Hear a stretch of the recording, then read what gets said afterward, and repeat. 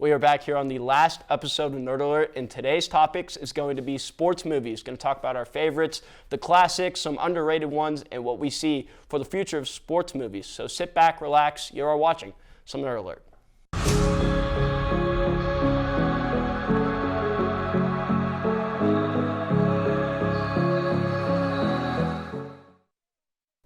We are back here for our first segment of Nerd Alert, talking about the classic sports movies out there. My name is Joe Veneziale. I'm going to be your host today and joined by three of my closest friends on the panel, Nick Staso, Carter Newcome, and Jeremiah Miller. Thank you guys for joining me today, and we're just going to talk about the classics and the best sports movie of all time, in your opinion, to start off. My opinion, to Remember the Titans, but I'm going to throw the topic out to you guys. Yeah, I agree 100%. Mine is Remember the Titans, too. Not only just sports movies, one of my favorite Disney movies and just movies in general all the time. One of the great underappreciated stories in sports in the late 60s, T.C. Williams integrated schools. Coach Boone gets a head coaching job, first black coach in high school football in the state of Virginia. Really good movie, brings sports and society together, and really before its time too. Came out in 2000. Just a great all-around movie, not just sports movie. I'm gonna agree. That's one of my favorites as well. But I'm gonna change the topic a little bit. I like Miracle just a little bit more, just because I think it brings out the inner patriot in me, if you will. Just because of the times, during the Cold War, the heat of all that, the college kids are beat the Soviets in hockey, and it's just an all-around great story. It's really well put together. It's a long movie, but it pulls at your heartstrings as well. And I mean, it's hard to not go. Whenever Herb Brooks gives his speech at the end of that movie, it's hard not to get goosebumps and be ready to play yourself. Yeah, no, I agree. I think if I had to choose like my second favorite, it'd have to be Miracle. But overall, I think for me the best one is 42, the Jackie Robinson story. Just because Jackie Robinson was such a great baseball player. He did a lot of things for the game of baseball, and now we celebrate his legacy. And Chadwick Boseman, who played Jackie Robinson, may he rest in peace. Fantastic actor. I think he played the part really well. And it was really it pulls at your heartstrings just to see what African American baseball players went through back then, and how we've now seen that what Jackie Robinson did now is amazing, and everything that leads up to today. All great depictions of pieces of history, if you want to put it in that sense. But it's kind of the topic between nonfiction movies like that, and you kind of have the satire ones like Talladega Nights and Goon and Happy Gilmore. So I mean, let's move from non-fictional to satire for the moment. What's your favorite satirical movie sports-wise? Man, that's tough. I mean, I can quote Talladega Night like To the T. I'm all jacked up on Mountain Dew. Like, I mean, we can go at it. No, I mean, it is. It's one of my favorite. I'm not a big Will Ferrell guy. Like, I'm pretty open about that. But that is like an all-time classic movie. Absolutely. Happy Gilmore is my favorite Sandler film. Yep. And they have nothing to do with sport. I mean, they do. When I'm saying my likeness in them has nothing to do with sports, they're just hilarious. Like Happy Gilmore, very quotable movie. Like the Bob Barker scene will never be topped. Like getting someone who is so clean-cut, professional, Bob Barker, host of America's game show Price is Right, and then for him to curse in the movie and just deck Adam Sandler. It's the best. Like, the price is wrong. Bob. Yeah. No, it's another classic. I mean, we just go down the line. I mean, Talladega Nights is just undoubtedly quotable. I mean, I'm all jacked up on Mountain Dew. I threw Grandpa Chip's war medals off the bridge. I mean, come on. You just can't get much better than that. Anarchy! I don't know what it means, but I love it! And, speaking of, the cartoonish kind of funny sort of things, got to talk about Space Jam. I mean, that's definitely one of the most iconic sports movies, come out in the late 90s, and they just did a reboot of Space Jam 2 with LeBron James, but in my opinion, guys, it can't beat the original. Stinks. The second Space Jam stinks. It does. Yeah, it is so bad. I have to say, I mean, I will go back and watch the original Space Jam, and I won't even touch the new one. No. Just because, you and I have this argument all the time between Michael Jordan and LeBron James, but, I mean, in that time, Michael Jordan was him, literally him, and I think that they could... What was the need to redo it? Yeah, there was no reason. There was no I feel like they wanted to do okay, Michael was hit at that time, him, and now it's not LeBron. like they ended it on a cliffhanger where Michael Jordan goes to whatever that planet was going to be now, and the Looney Tunes or they won. They didn't lose. Yeah, they won. They didn't lose. You didn't have to do a sequel. You didn't have to. I never got that. And then the movie was just utterly despicable. I couldn't stand it. I didn't like the CGI at all. No. They changed like in the new one, like from. Well, I didn't like LeBron's acting. Well, that's fair. I don't like LeBron You would in think general. someone that can flop as good as he could act, but that just obviously not the case. Wow. Definitely not the case. I mean, it's just a classic Looney Tunes as well. I mean, you can't beat that old animation style. I mean, it's just undoubtedly classic, and I think the Monstars are better in the old movie than in the new movie as well. Classic Muggsy Bogues. I mean, Mavericks legend Sean Bradley. I mean, you can't get much better than that. But moving from movies to a straight sport, what sport do you think has the best depiction movie-wise? I'd say baseball. Just because you look at movies like Field of Dreams and like Little Big League, those movies, I love those movies. I think that, especially Field of Dreams, like they talk about it even today. Like they just had that couple years ago. They had the baseball game at the Field of Dreams. They built the Field of Dreams, and just to have that come to life is just fantastic. So I'd have to say baseball. How would we not mention The Sandlot yet? Yeah, Sandlot. No, it's not. I mean, that's just Classic, overrated. dude. Do you think it's over? I'm not a Wow. huge Sandlot What, guy. wait, why? I don't know. It just doesn't appeal to me. Truthfully, What I mean, if the- you Benny want the me to be Jet honest. Rodriguez. Well, seven weenie. Yeah, I don't know. I just played baseball like a girl. I mean, don't get me wrong. Like I see I get why people love it. I just don't. I don't know. I don't know. Oh man, it's classic. Hamilton Porter. I mean, it's just the complete depiction of kind of a childhood coming out movie depicted in the No, baseball I movie. 100% understand why it's so renowned and loved. I just it doesn't. I don't know. To me, it's just another film. I don't know. You know what sports got a lot of sleeper pick in terms of like movies that like obviously I'm a little bit biased to this, but like golf has a lot of really good movies. Like obviously like there's The Greatest Game Ever Played, which I don't know if you've ever seen that. Fantastic. That movie's so good. Young You've Shia never- LaBeouf. I was gonna say that. It's a Yeah. great movie. Fantastic. There's 100% that. agree. Obviously, we talked about Happy Gilmore, and that's not really entirely super. But you know what? Another good one I think kind of meets in the middle with that is Tin Cup. I don't know if you've ever seen Tin Cup with No. Kevin I've never Costner. seen it. I don't know if I've- It is fantastic. No. It's basically he's a driving range pro, and it's similar to Happy Gilmore in the sense that he goes to the end and goes to the PGA. I believe it's a PGA Championship event or whatever. And goes against Shooter McGavin. Essentially, it's their version. It's their universe's version. But it's funny because at the end, instead of actually winning, he thinks he can clear this pond, and he just keeps hitting balls into the pond over and over and over again. Yeah. And he ends up making like a 16 or something on the last hole, and he only needed to make was like a 6 to win or something like that. So Yeah, one that I thought you were going to say, Caddyshack. yeah. How did I forget about that? Caddyshack. I mean, It's a classic. my favorite golf I mean, movie. you got like prime Chevy Chase. Bill you Murray. got Bill Murray. That's his first like Yeah. big time Yep. role outside of SNL. Like what a movie! How did we not think of that? Yep. While we're on one, I really like underrated basketball movie, Glory Road, about the 1966 what is now UTEP. I believe they went by Texas Western at that time. So they played against Kentucky in the national championship. And what the significance of that is Texas Western at the time, first all 5 African-American starting lineup in the national championship. And of course, there were all the rumors. Kentucky's old coach, Adolph Rupp, was his name. He didn't recruit black kids. That was the big thing of that story. So they go, a team that was a nobody in El Paso, Texas, goes on to win the national championship. Those are the sports movies I really like.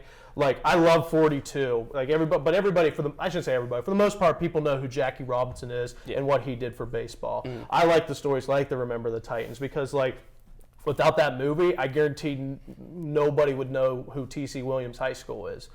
Without Glory Road, you probably would have never, and you shook your head, you've never seen the movie. I'm sure you never even heard of Texas Western at that time. No. So those are those, and Miracle you mentioned too. Hoosiers. A lot of people know the Miracle one. Hoosiers That's is the one I another was one. gonna Like say. I love sports love stories Hoosiers. like that, ones that get put to the big screen that you wouldn't know otherwise. They get their moment in the sun. Those are the sports movies I love. But I'm not going to sit here and say I don't love Miracle.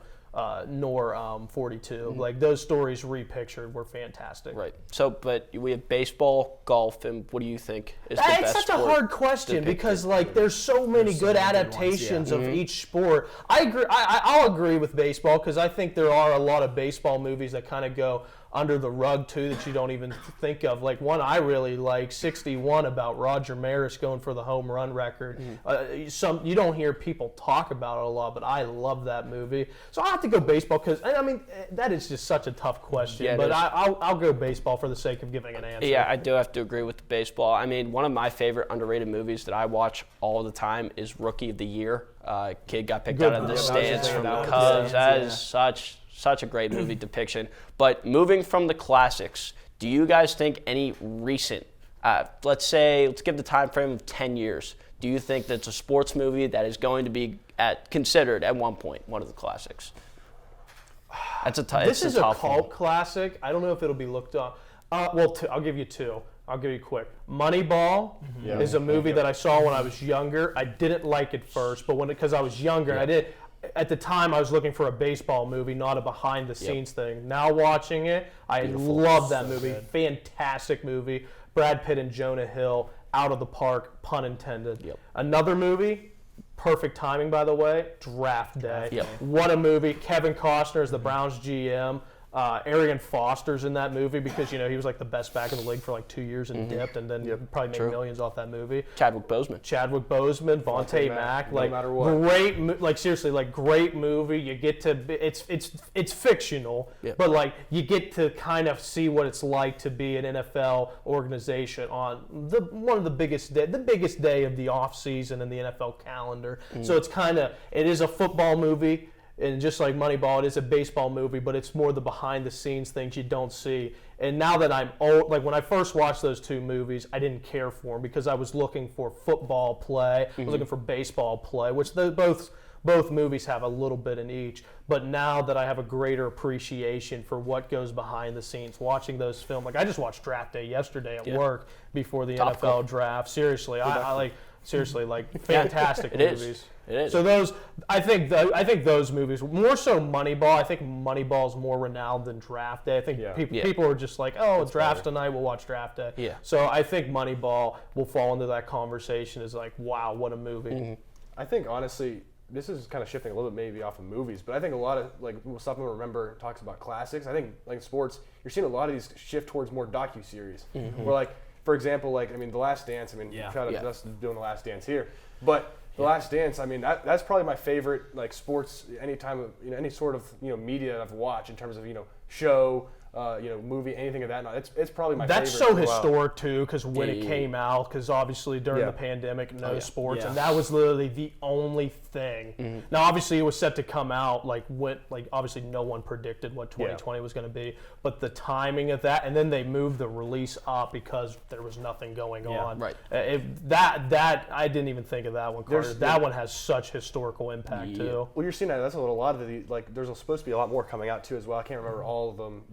Maybe you guys can help out if you guys have any of those in mind. Well, there's one. There's Foreplay. Yes. Is that? Oh, there's no. It's the one we watched. It's Full Swing. Full Swing. That's it. The PGA Tour one. Well, there's going to be apparently once LeBron's Drive to career's all said and done, they're they're going to do a Last Dance type, which that's going to be awesome. Yeah, no, of course, I love them. I love all these docuseries coming out. It really shows movies, you want to take it from documentaries, but it really shows the real aspect of it. The Lakers one as well. What's the name? Showtime. Showtime. Yeah, that's another one as well. That was very good. Yes.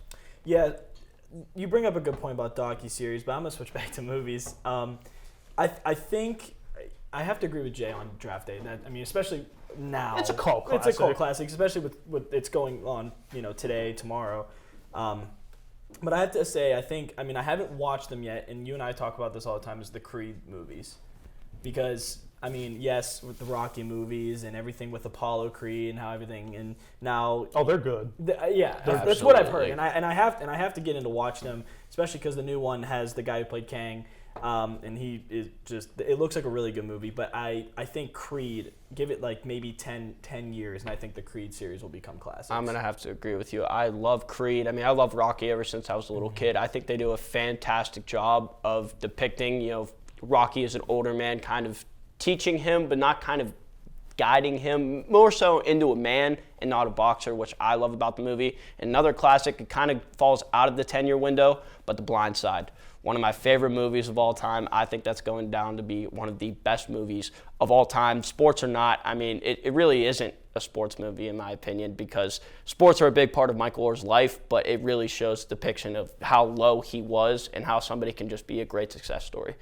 So, I mean, other than that, any other takes, topics that you want to throw out there before we move on to the next segment? I mean, I gotta give a quick shout out. I'm wearing the LA Knights jersey here from Like Mike. As a kid, this was my favorite sports movie. It really had a little Bow Wow in it. It really didn't make any sense. He played in the NBA. He was 5 foot, and he would just average 25 points a night. But it was really cool because it had a lot of the NBA stars in it as well. Like Dirk Nowitzki's in it, Steve Nash, Jason Kidd, Gary Payton, just to name a couple of them. So it was a really fun story. I had to get a shout out to that one. And then another one I liked back it was a little bit before me, but the Mighty Ducks movies. Love those movies. Yep. Watched those a bazillion times as a kid. Shout out Air Bud. Facts. Classic. Talk about a dog. Facts. Absolutely. Literally. Yeah, literally. Nick, real quick.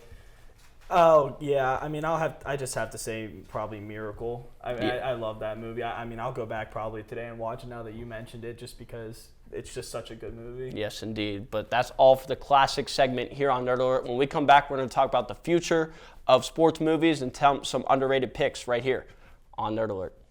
You're watching WCTV, where we aim to bring you the best local coverage of what you care about most. Everything from local businesses to hometown sports and the latest weather. We're keeping up to date with what you need to know about issues that affect our campus and our community.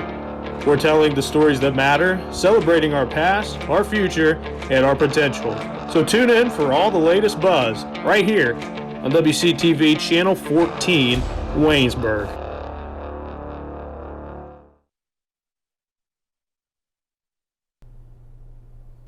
Welcome back to Nerd Alert. You're watching Woo Tunes, and this is Jessica Kane. Alongside me is Rebecca Vaughn. We're going to talk about the Billboard Top 10. Starting with 10 is Boy's a Liar Part 2 by Pink Panthers, Ice Spice. This song's been there for top 10 for a while. I mean, just on repeat in my head. TikTok has to do a lot with that as well. Yeah. But going to number 9. Then number 9 is Search and Rescue by Drake. I personally have not heard this song. I'm sure you've probably heard it. I like this release. It's a single he put out, and he's got Kim K sampled in it, and there's a lot of discrepancy about that, but nonetheless it's there. And Drake's also competing with also AI songs which are being put out on TikTok platforms. Yeah. But this one is an original Drake song. Going to number 8 is Die For You by The Weeknd and Ariana Grande. This song is a bop. I love this song. It also gets me in that summer vibe, which we're starting to transition to at the end of spring. Definitely. A combination of The Weeknd and Ariana Grande. You cannot go wrong with that. At number 7, we have Calm Down by Rima and Selena Gomez.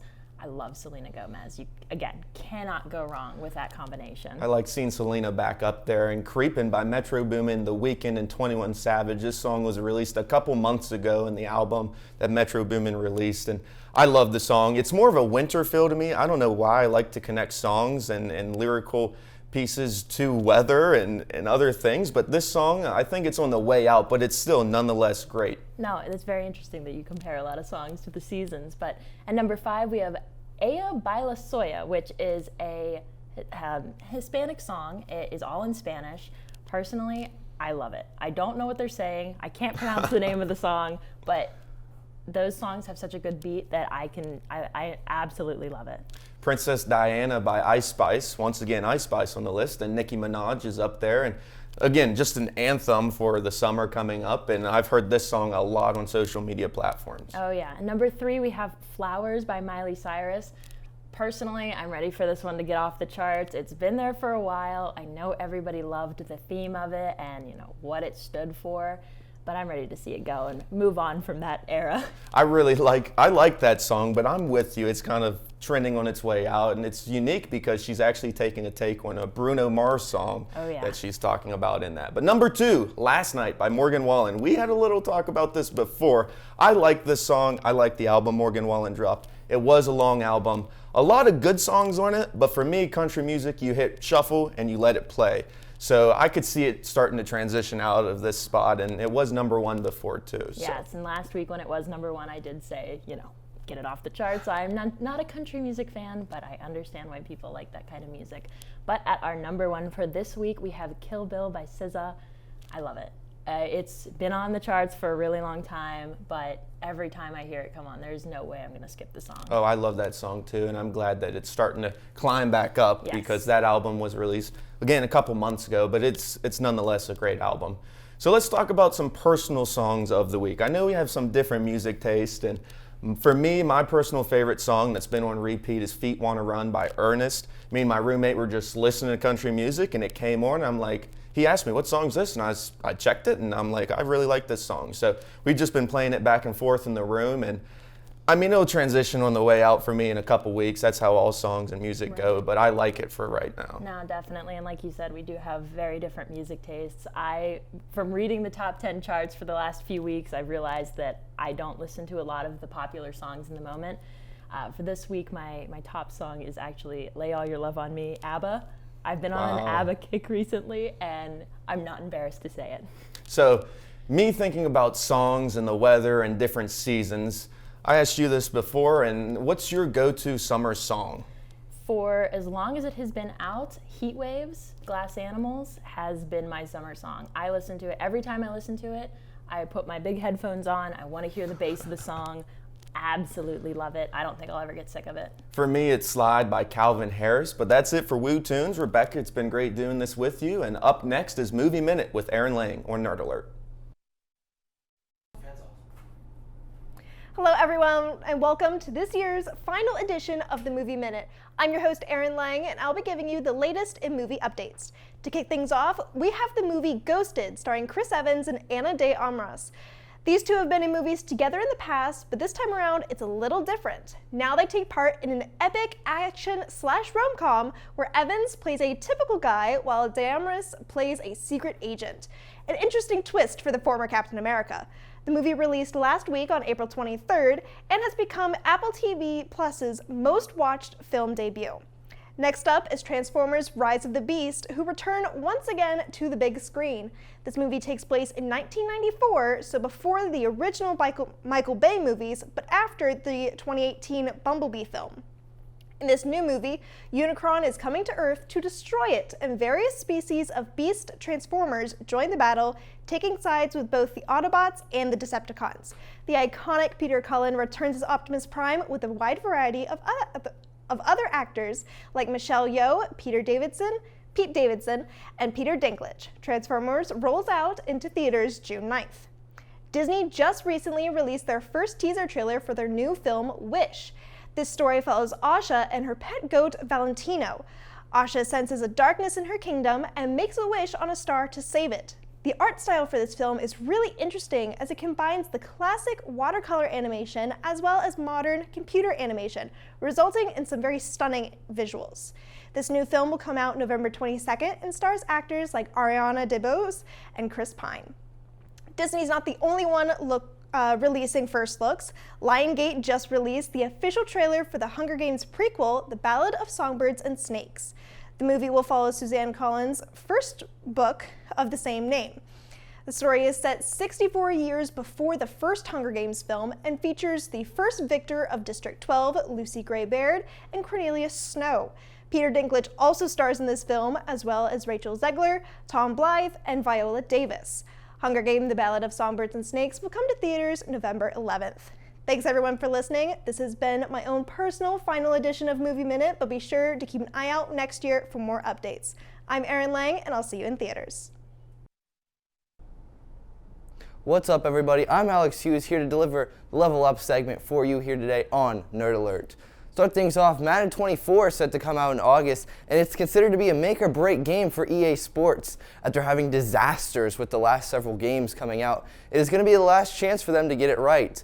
After Madden 21, people complained that they were basically releasing the same game over and over again with just updated rosters, and even then it still had problems. Madden 22 and 23 promised changes after all the anger and complaints from 21, but what happened was minimal improvements and a lot more bugs. In fact, Madden 23, a crash caused several people to lose franchise saves, which has led to Madden 24 being a make-or-break year for EA Sports. Even with that, though, EA will still be in control for the NCAA football game that is scheduled for release in the summer of 2024. Next up, the Crash Bandicoot franchise is expecting a new game coming out this year. The popular franchise that has gotten a second life since 2017 is releasing Crash Team Rumble this year. The game is an online multiplayer game which will be a 4 versus 4 team battle where you will try to capture more Wampa fruit than the other team. The game is currently scheduled to be released on June 20th. Meanwhile, Mario has been in the news recently for the vastly popular movie, but the one thing that's being overlooked is a new game that's set to come out this year. Super Mario Bros. 3 is set to come out, and it will be a 2.5D game instead of the usual 2D. Another thing that's going to be different is Mario and Luigi are going to be rescuing Peach's brother, Prince Blueberry, instead of Peach herself. And it also looks like they're going to be bringing back the Cat power-up suit, which was a very popular addition to Mario 3D World. The release date for the game is still to be determined. And then lastly, Mortal Kombat 12 is scheduled to be released this year as well. Mortal Kombat 11 came out in 2019, 4 years prior to this new one. It'll be coming out around the same time as some other fighting games that they rival with, such as Street Fighter 6 and Tekken 8. But Warner Brothers were the ones to confirm the release for the game later on this year. They're expected to be late this year, maybe December, and fans are excited to see where the series will go following a very popular Mortal Kombat 11. That's going to do it here on Level Up. Once again, I'm Alex Hughes, and you're watching Nerd Alert.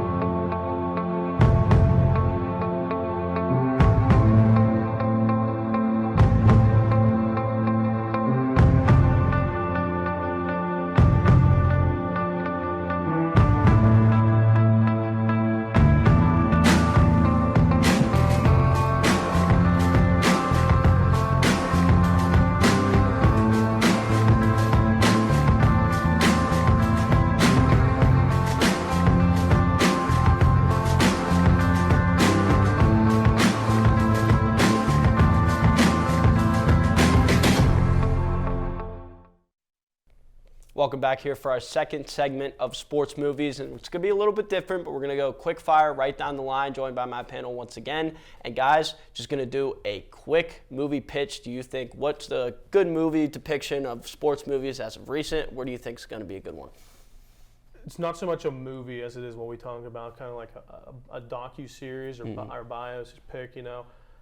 The Nick Saban era at Alabama, I think would be fantastic. I mean, you go from when he got there after his stint with the Miami Dolphins in 2008, which, of course, if you guys remember, that first year was not so good. They lost to UNL Monroe. I mean, that just shows you how bad Bama was at that time. To literally the next year, they were in the Sugar Bowl, and then the year after, national champs. That was the year Mark Ingram won the Heisman.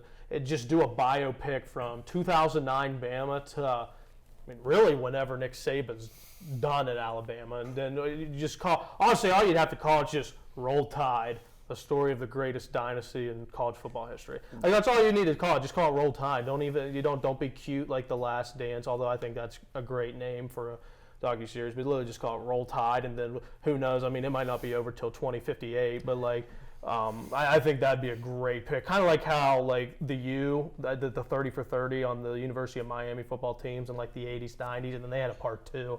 I mean, I think you could easily get a 10 episode docu-series on those Alabama teams. All right, well, mine's more of a movie pitch in general. I think that this would go to, I think I call it the day that sports came to a close or shut down or whatever. I would focus it more on whenever COVID-19 struck and the day of all the leagues scrambling to, like, especially with the NCAA tournament, trying to shut down and trying to figure all that stuff out and really trying to, it kind of be a bit of a health and sports thriller, I guess. I think that'd be awesome. But I think that would be something that'd be a lot of fun, maybe to highlight and see the process of what these big corporations were going through about shutting down their leagues.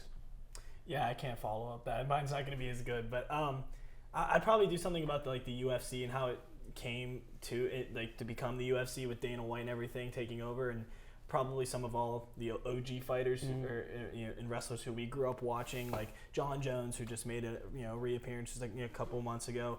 And then, how we got to, McGregor, and now we're at, Adesanya and all the guys who came before. Just to see, where it started and how it generated to what it is now. Absolutely. No, I love all the picks, guys. Mine is going to be, what if Len Bias never died? And got picked number 1 overall. Len Bias, unfortunately, got picked number 1 overall by the Celtics and tragically died. I believe it was that night in a car accident and did not, unfortunately, make it. And he was supposed to be, one of the greatest NBA basketball players of all time, but just kind of an imaginary biopic of what his career would be like, what he would accomplish, see what would happen. But that's going to be the end of our sports movie segment. Thank you, gentlemen, for being up here. One last time, as someone, you referred to as the last dance, that we are up here. So thank you, gentlemen, for the ride. It's been a great one. Absolutely. Yeah. So that's going to end our show here. Thank you for all of the laughs and all of the content here on Nerd Alert throughout the season. We are about to end. Thank you all, and good night.